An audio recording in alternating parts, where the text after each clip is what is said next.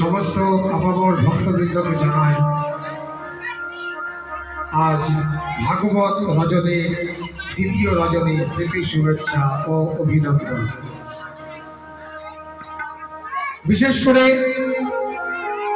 গৌরী গোপাল শ্রীমৎ ভাগবত মহাপুরাণ পাঠের মহিলা কমিটির ভক্তিমতী শ্রদ্ধেয়া জননীদের মায়েদের মাতৃশক্তি বর্গকে জানাই আমার অন্তরের অন্তঃস্থল থেকে আভূমি লুণ্ঠিত দণ্ডবত।